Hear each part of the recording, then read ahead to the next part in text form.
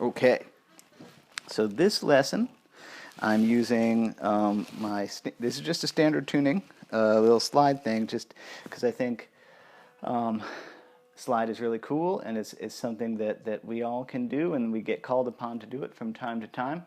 And you don't always want to go through all the trouble of putting your guitar in an open tuning. So this is a standard tuning slide lesson that for those of us in bands or recording at home and are like, well, I know I can do one note at a time type things. It's just just about kind of ways you can do some ambient slide stuff using the same information that I always like to use, which is bar chord shapes and either pentatonic moves or sixes, or to be pronounced properly, sixths. I usually just call them Memphis notes because it's easier to say, harmonized scale tones. Again, you can always hit me up at my email for tabs. I'd be more than happy to send them to you for a small fee. But let's go in there and talk about the song. I'm going to take my slide off first, or this concept. The chord progression that I am playing over is A minor, F, C, E minor. And I specifically constructed that chord progression because it would have bar chord shapes that are rooted on root 6, because this is what's guiding me around the fretboard. A minor, F, then it changes to root 5 shapes. There's our C, there's our E minor. And I did that on purpose because, again, I'm using my root 6 major, root 6 minor, aka root 6 major, root 6 minor. Those 4 things are everything to me. It's how I get around the fretboard. I just have little licks stored away for every one of those shapes. And so I am using my Dunlop 212 glass slide. It's got I think that's considered a heavy wall. I forget if it's medium or heavy, but I highly recommend the 212.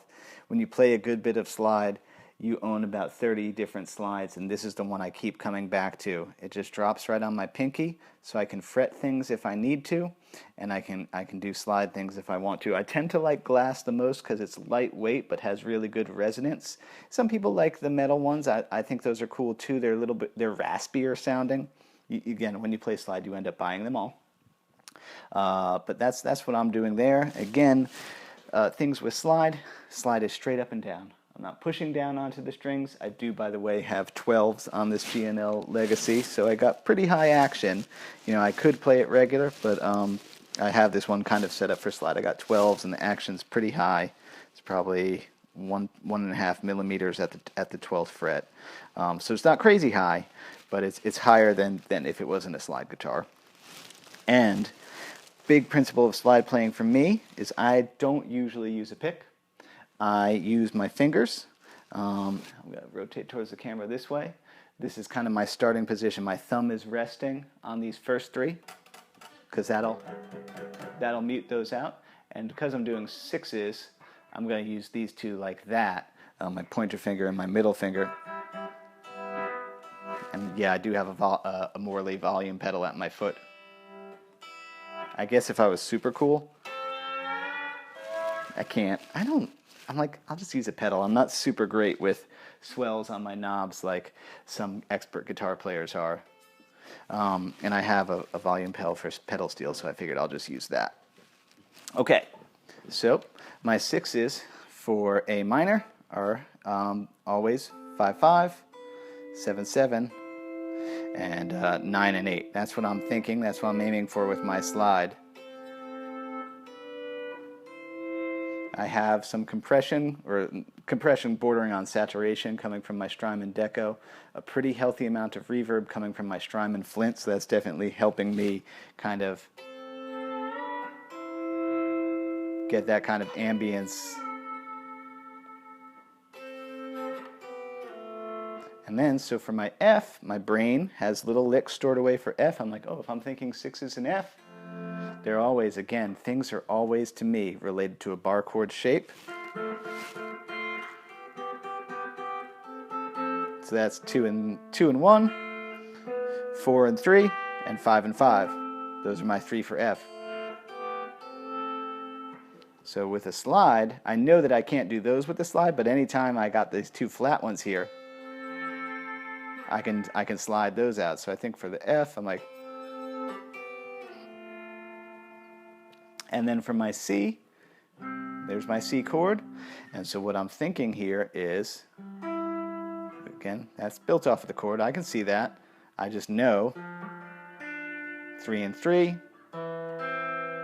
2 and 1. Well, that makes sense because that's connected there. So again, open file, create folder, C chord, root 5 bar chord, clickety clack, 5 and 5, 3 and 3, 2 and 1. So that gives us slide-wise.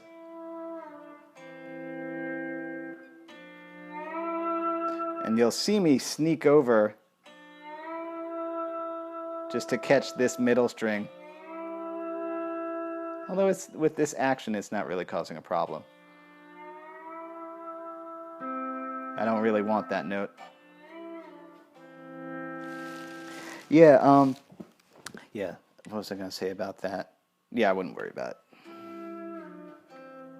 And then E minor. So I could have played E minor down there, but again, I'm thinking of this E minor up here at our 7th fret. And again, I'm like, beep, beep, beep, beep, beep, beep, beep, beep. There's my 6 right there. This is one that people might not know as well. Was that 9 and 8? 7 and 7? 5 and 5. Soeth.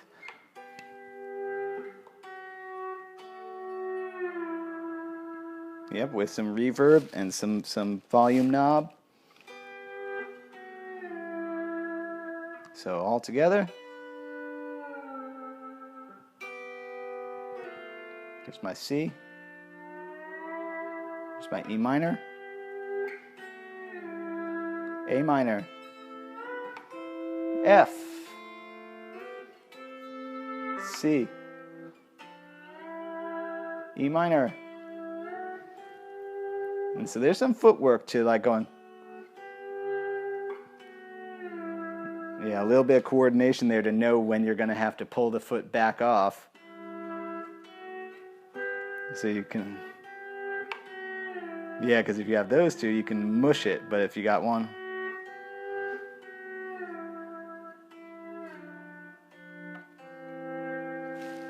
and that is what I'm thinking with that. And then I think I go up, and then I just start kind of doing my best George Harrison impersonation. Yeah, and again, I can send you tabs for the solo if you so choose. But to me, the principle is seeing those bar chord shapes, your A minor, your F, your C's, your E minor, and seeing how, again, storing those, beep, beep, beep, beep, beep, beep, beep, putting them away, keeping them for later. And in general, with everything you learn, that's kind of, I think, really important as a guitar player. We learn so many songs, we work so hard to learn these little licks, but if we don't have a system of organization in our mind for what to do with them and who they belong to, the hard drive just gets cluttered up, it gets all, you know, fragmented, and then they just eventually degrade, and it's just like your computer. They just get corrupted, and you can't open the file when you're like, how do I do that thing? What is that thing?